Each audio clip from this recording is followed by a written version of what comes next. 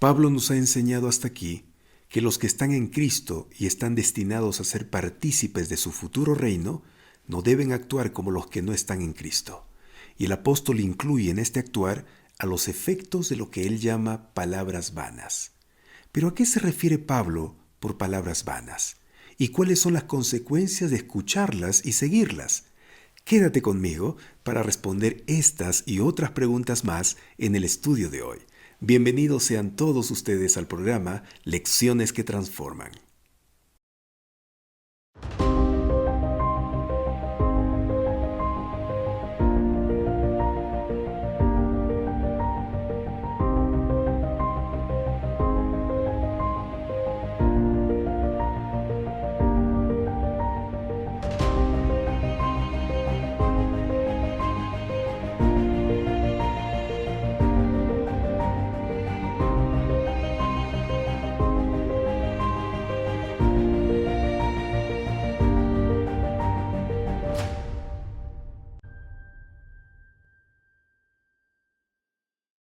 Gracias a nuestro buen Dios estamos juntos otra vez.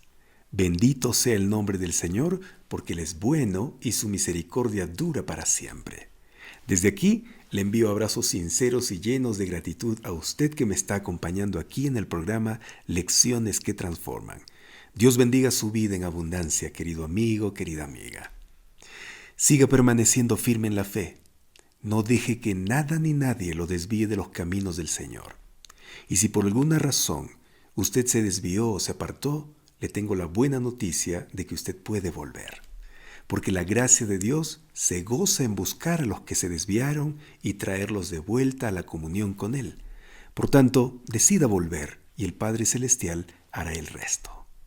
El título del tema de hoy, lunes 21 de agosto, es Andar como hijos de la luz. Y está basado en los versículos 6 al 10 de la carta a los Efesios capítulo 5. Les invito a abrir su Biblia para leer estos versículos. Efesios capítulo 5, versículos 6 al 10. Nadie os engañe con palabras vanas, porque por estas cosas viene la ira de Dios sobre los hijos de desobediencia. No seáis, pues, partícipes con ellos, porque en otro tiempo erais tinieblas, mas ahora sois luz en el Señor. Andad como hijos de luz, porque el fruto del Espíritu es en toda bondad, justicia y verdad, comprobando lo que es agradable al Señor. ¿A qué se refiere el apóstol al mencionar la frase palabras vanas? ¿Cuáles son esas palabras vanas con las que el pueblo de Dios puede ser engañado? Hermanos, los cristianos en la iglesia están siempre expuestos al engaño, pero no necesitan sucumbir a él, porque ¿cuál sería la razón para que un cristiano se deje engañar teniendo la luz de la revelación divina a su disposición? La única razón sería por negligencia, por descuido irresponsable, por desobediencia. Pero una vez más pregunto, ¿a qué se refiere el apóstol Pablo al mencionar la frase palabras vanas? Pues se refiere a las palabras engañosas, mentirosas, palabras que por fuera parecen verdaderas, con un sonido agradable, pero que en realidad son falsedades destructivas. Y hablando de engaños, los engaños más comunes en que pueden caer los hijos de Dios, según el Antiguo Testamento, son los siguientes. Primero, actuar con hostilidad hacia Dios. Segundo, aceptar la idolatría. Y tercero, ceder a los deseos sensuales. Ahora, cuando el apóstol Pablo habla de engaños, se refiere a los engaños producidos por agentes externos y engaños internos, que son autoproducidos por la tendencia humana propia hacia el pecado. En cuanto al engaño de origen externo, Pablo les dice a los confundidos cristianos de Corinto, en 2 Corintios capítulo 11, versículos 3 y 4, lo siguiente. Quiero invitarles a abrir allí en 2 Corintios capítulo 11. Pero temo que como la serpiente con su astucia engañó a Eva, vuestros sentidos sean de alguna manera extraviados de la sincera fidelidad a Cristo. Porque si viene alguno predicando a otro Jesús que el que os hemos predicado, o si recibís otro espíritu que el que habéis recibido, u otro evangelio que el que habéis aceptado, bien lo toleráis. En estos versículos, Pablo menciona las fuentes externas del engaño. Así como para Eva la fuente externa del engaño fue la serpiente, para los corintios son los falsos predicadores. En ambos, los actores externos consiguieron su objetivo de engañar solo cuando el engaño fue aceptado. Entonces, ¿de quién deben cuidarse los cristianos para no ser engañados? Del demonio y de los falsos maestros, lobos en forma de corderos que entran al redil para devorar el rebaño. Por ejemplo, en los tiempos de Pablo existían falsos maestros que enseñaban la peligrosa doctrina del gnosticismo, que estaba construida sobre la dicotomía o división entre cuerpo y espíritu. Pero la Biblia enseña que esto es falso. Nosotros no fuimos creados de manera separada, sino integral. Es decir, el cuerpo no puede existir sin el aliento de vida, ni el aliento de vida puede existir como una entidad consciente sin el cuerpo. No hay una existencia de ambos elementos separados. Para que el ser humano exista, tanto el cuerpo como el aliento de vida deben estar juntos. Son dependientes el uno del otro. Pero los gnósticos enseñaban que sí pueden existir de manera separados. De allí surgieron las creencias de los fantasmas, los espíritus incorpóreos o sin cuerpo que deambulan por el mundo cuando las personas mueren, porque se han liberado de sus cuerpos, dicen ellos. Esto es falso, son palabras vanas, como dice Pablo. Además, los gnósticos sostenían que el cuerpo o la materia es malo y el espíritu es bueno, y que la salvación tiene que ver con liberar solo el espíritu. Por eso, según ellos, las cosas que pertenecen al cuerpo carecen de significado, lo cual niega importancia a lo que hace con el cuerpo. Y de esta idea surge la creencia del libertinaje, que enseña a vivir a las personas como ellos deseen, usando su cuerpo como les plazca, sin respetar ninguna regla ni principio.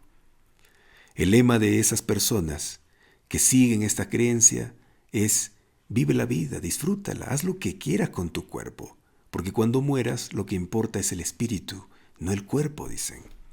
Y como resultado de esta creencia, no existe tal cosa como pecado carnal o sexual. Es por eso que Pablo advierte a los efesios con respecto a esta clase de palabras vanas. Otra clase de palabras vanas que vienen de fuentes externas o predicadores falsos tiene que ver con una comprensión errónea de la gracia. Algunos falsos maestros, en los tiempos de Pablo, también afirmaban que se podía continuar pecando, ya que la gracia de Dios puede borrar todo pecado. Y esta enseñanza también es actual, no es solo cosa del pasado. Es verdad, amigos, que el Evangelio habla acerca del poder de la gracia y de la libertad que trae la vida del pecador. Pero nunca habla de una situación que permita el libertinaje, ni la inmoralidad, ni tampoco minimiza la mortalidad que acompaña al pecado. La gracia de Dios provee tanto privilegios como responsabilidades. Es un privilegio porque Dios derrama sobre nosotros su gracia gratuita y perdona nuestros pecados. Pero también es una responsabilidad porque una vez que nuestros pecados son perdonados, se espera que vivamos con obediencia y no pequemos más. Y nadie declara mejor esto que Pablo mismo en Romanos capítulo 6, versículos 1 y 2. Les recomiendo que ustedes lean este texto después. El más grave perjuicio que un hombre le puede causar a otro es hacerle pensar livianamente acerca del pecado. Así que por todo esto Pablo rogaba a sus conversos que no se dejen engañar con palabras vanas, vacías, que le restan horror a la idea del pecado. Ahora, en cuanto al engaño de origen interno, Pablo explica a los romanos que su propio pecado lo engañó. Vamos a leer Romanos capítulo 7, versículos 10 y 11. Y hallé que el mismo mandamiento que era para vida, a mí me resultó para muerte, porque el pecado, tomando ocasión por el mandamiento, me engañó y por él me mató. Y Santiago, hablando de la tentación, es mucho más claro cuando escribe en Santiago capítulo 1, versículos 13 al 15 lo siguiente. Cuando alguno es tentado, no diga que es tentado de parte de Dios, porque Dios no puede ser tentado por el mal, ni Él tienta a nadie, sino que cada uno es tentado cuando de su propia concupiscencia es atraído y seducido. Entonces la concupiscencia, después que ha concebido, da a luz el pecado, y el pecado, siendo consumado, da a luz la muerte. Amigos, en estos textos nos damos cuenta que tanto Pablo como Santiago son conscientes de que el engaño también puede venir desde el interior del ser humano. Por lo tanto, queda claro que los cristianos pueden ser engañados de manera interna y externa, y que los principales objetivos del engaño son cometer pecado, aceptar falsas doctrinas y ceder a las pasiones. Aunque en la carta a los Efesios, el apóstol coloca el énfasis en los engaños de doctrinas, al exhortarlos diciendo, nadie los engañe con palabras vanas. Y avanzando en nuestro estudio, llegamos a los versículos 7 y 8 de Efesios capítulo 5. Vamos a leerlos juntos, por favor. Efesios capítulo 5, versículos 7 y 8. No seáis pues partícipes con ellos, porque en otro tiempo erais tinieblas, mas ahora sois luz en el Señor. Andad como hijos de luz. Pablo pasa de la decisión a la participación ahora. Nos muestra que la decisión influida por el mal conduce al engaño. La participación con los que viven el engaño conduce a un modo de ser, el ser anterior, el ser de las tinieblas, el ser engañoso del mal. Participar con los malos lleva a ser malo. ¿Por qué? ¿Por influencia? Más que eso, amigos. La participación con los engañadores es más que un intercambio de influencias, es un modo de identificación. En la convivencia del mal, la identificación nunca se produce del engañador al engañado. No, lo contrario. ¿Por qué? ¿Acaso porque el error es más poderoso que la verdad? No, amigos, absolutamente no. ¿Y entonces? Bueno, ocurre porque la persona que participa con los engañadores cede su voluntad para integrar una sociedad maligna. Y ese ceder de la voluntad al dominio del engaño es un retroceso de la nueva creación hacia el hombre viejo, un retorno al modo de vida gentil que es vano y tenebroso.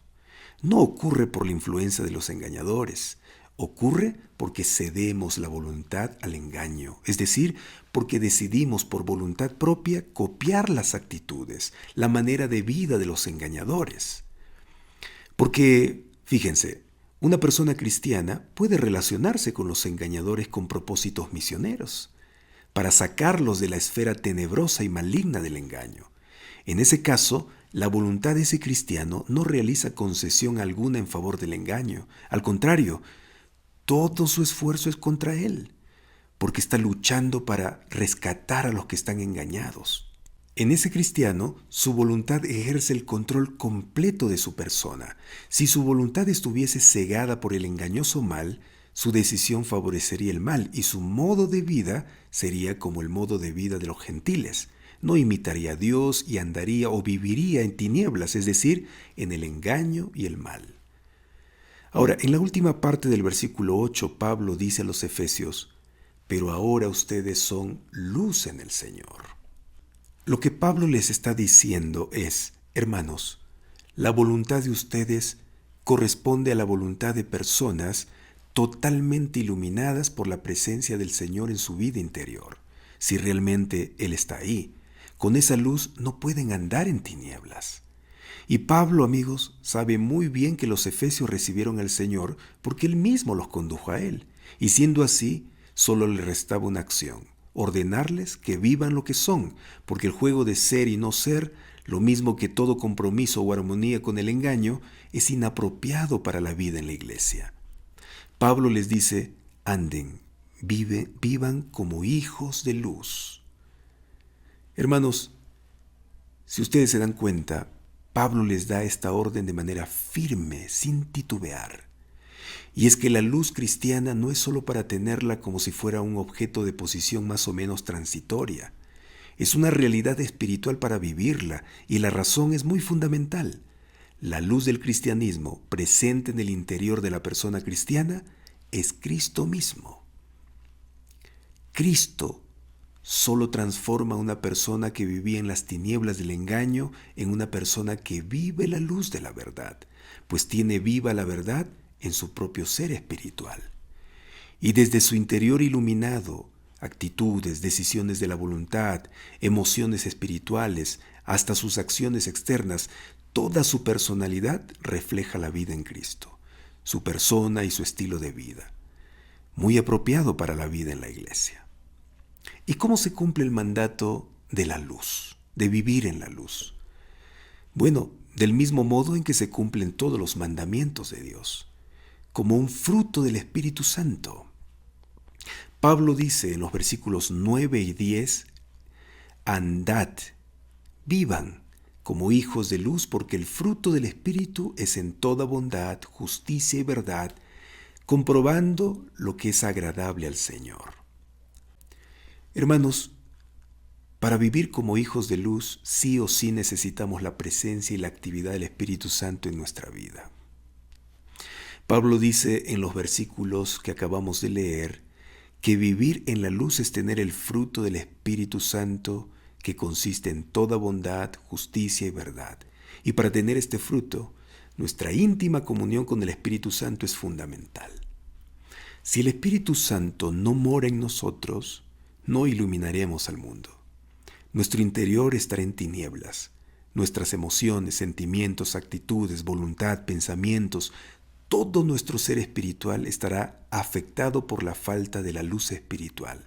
Oscurecido de tinieblas, se volverá errático, una especie de caminante sin rumbo, un barco a la deriva, una persona insegura, incapaz de vivir en forma coherente.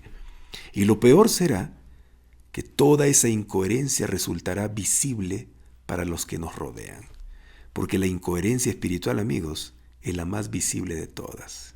Qué triste realmente, ¿no? Qué triste y horroroso es no tener la presencia del Espíritu Santo en nuestra vida. Todo es oscuridad, todo es tinieblas, todo es confusión, vacío, todo es incoherencia, todo es hipocresía. No importa cuánto nos esforcemos, nunca podremos falsificar el fruto del Espíritu Santo. Y si lo intentamos hacer, tal vez esa falsificación nos dure unos días y al final descubrirán quiénes somos realmente. Sí. ¿Cómo podemos falsificar la bondad, la justicia y la verdad que Pablo menciona en el versículo 9? ¿Cómo? ¿Alguien puede falsificar la bondad que expresa excelencia moral y capacidad de relacionarse con los demás en plena rectitud y el desprendimiento total? ¿Alguien puede falsificar la justicia que consiste en la rectitud, integridad y buena conducta?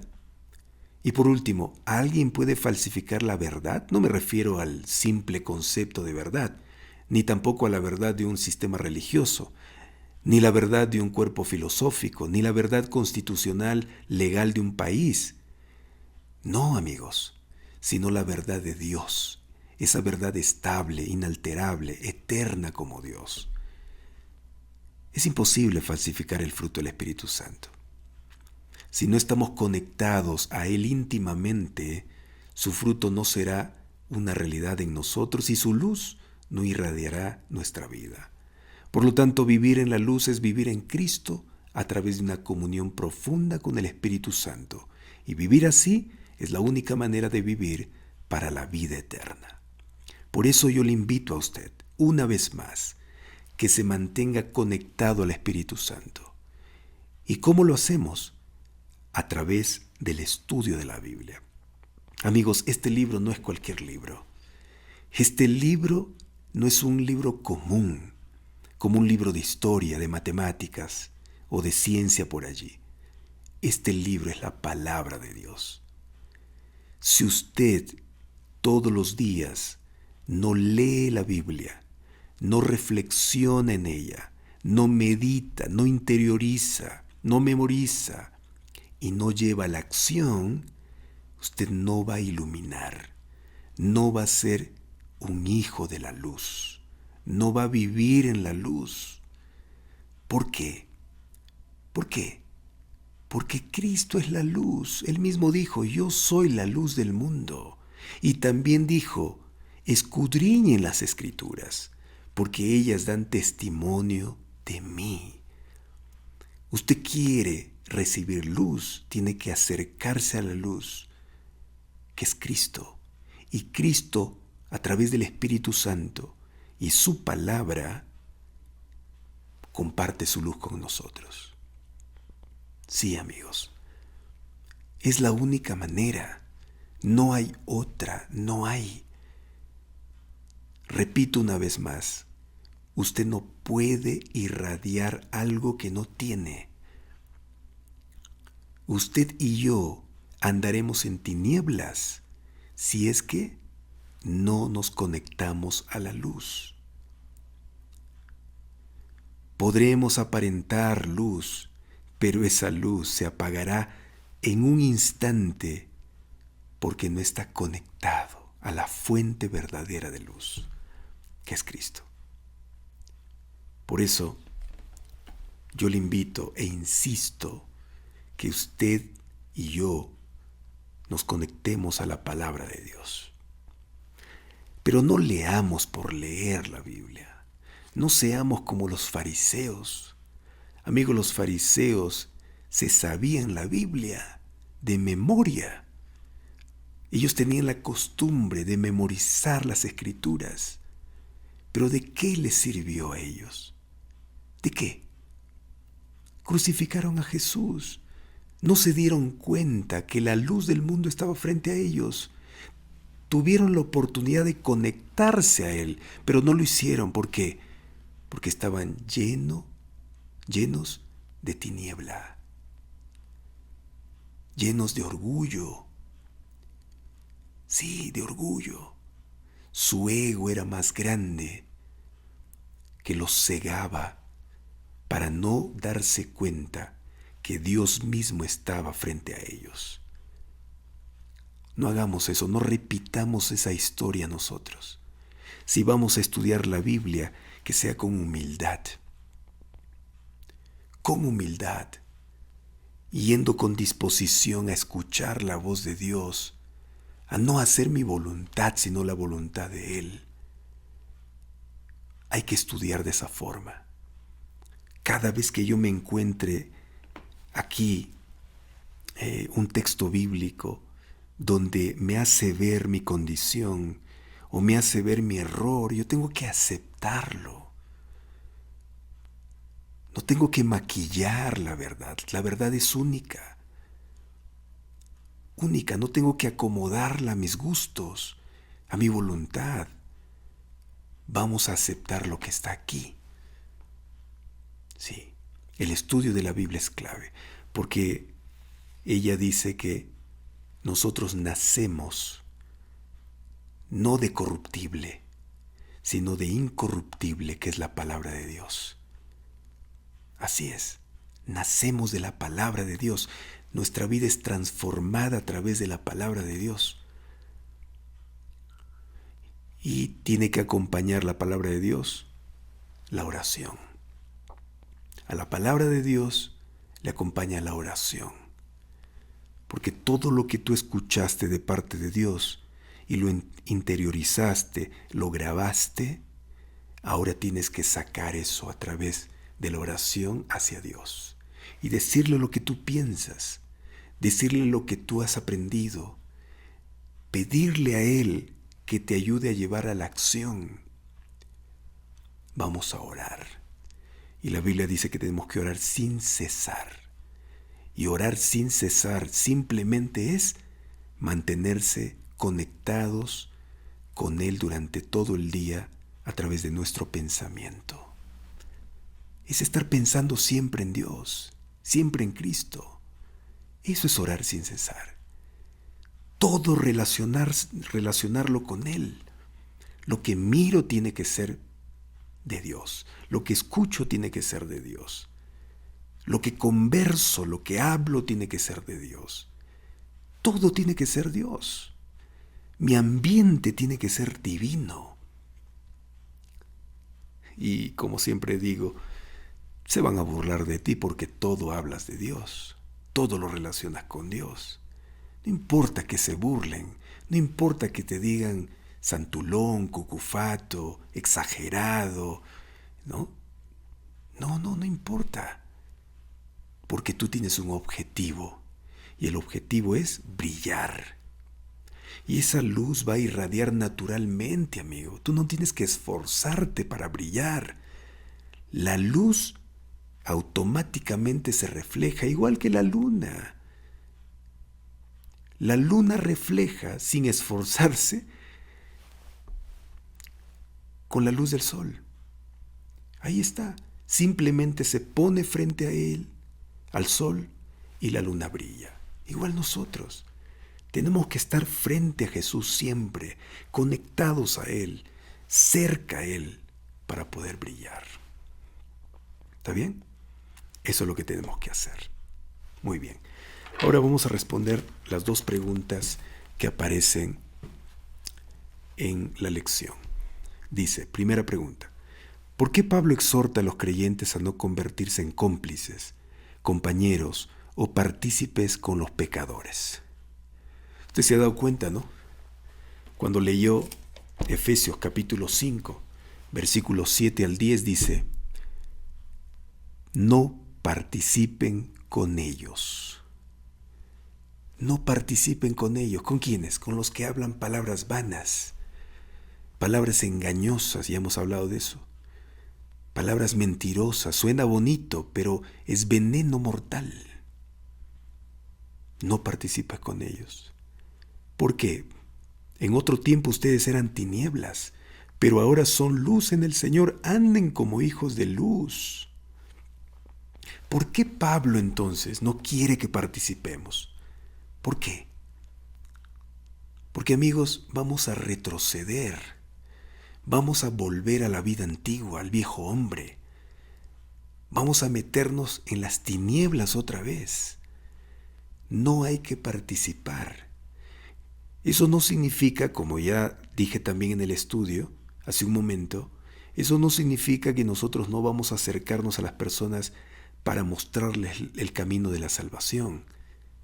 Pero otra cosa es ceder nuestra voluntad a esas costumbres antiguas, viejas, a esos malos hábitos, a esas actuaciones que están totalmente separadas de la voluntad de Dios. A eso se está refiriendo Pablo. No cedas, no ceda, que tu voluntad no caiga. Que la decisión que tomes siempre se mantenga firme donde estés, con quien estés. Con quien estés. Si vas a acercarte a las personas que no aman a Dios, que sea para enseñarles a amar a Dios.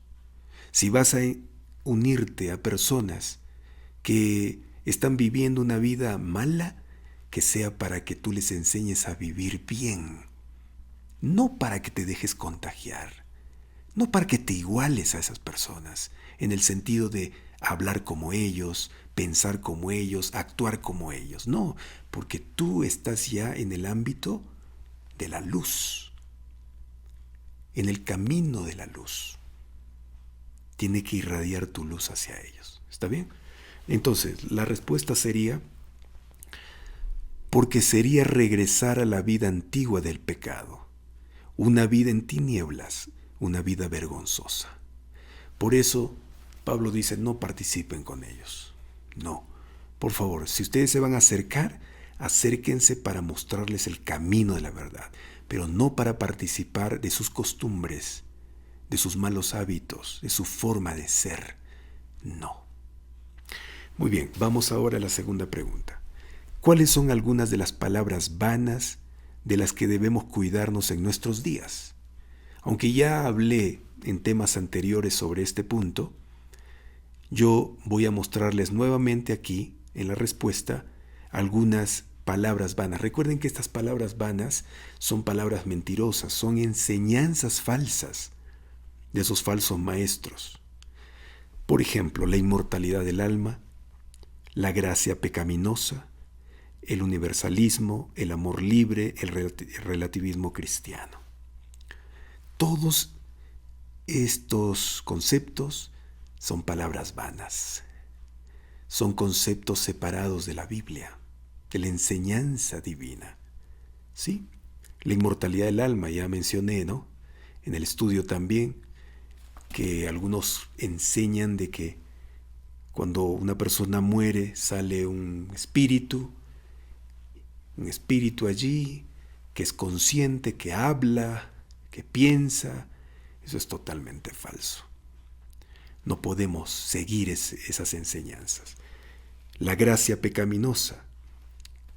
Lo que dije también, que si el Señor ya me salvó, no importa qué haga, el Señor me va a perdonar, ¿no? Y empiezo a jugar con el pecado por eso. Cuidado. El universalismo, de que todos se van a salvar. Todos se van a salvar. Dios es bueno y no va a destruir a nadie. Así que no estemos predicando que Dios va a destruir, sino que Dios va a salvar a todos.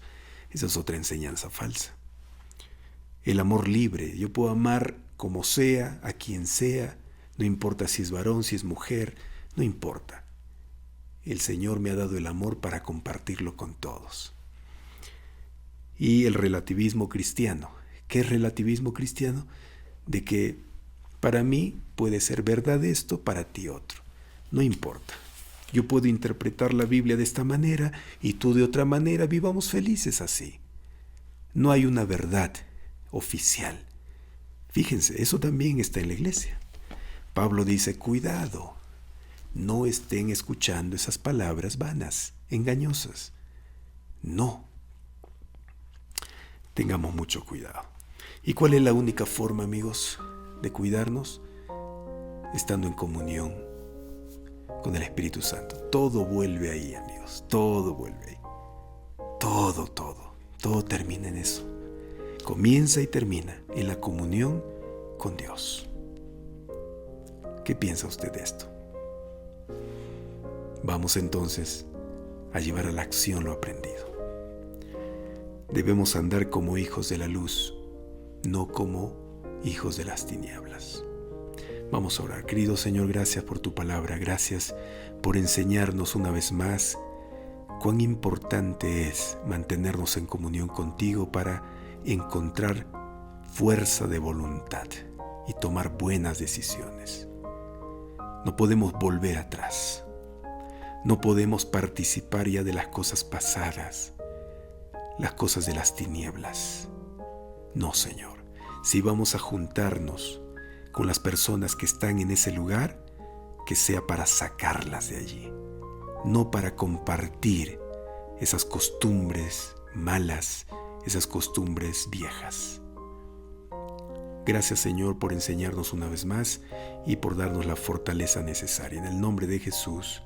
Amén, Señor. Amén. Muy bien, hermanos, que Dios los bendiga. Muchas gracias por acompañarme y te pido una vez más que puedas compartir el estudio de hoy con todos los que puedas, con tus familiares, con tus amigos, en los grupos de WhatsApp, de Telegram. Cuelga en tu página de Facebook este estudio. Bueno, un fuerte abrazo. Nos vemos en el siguiente.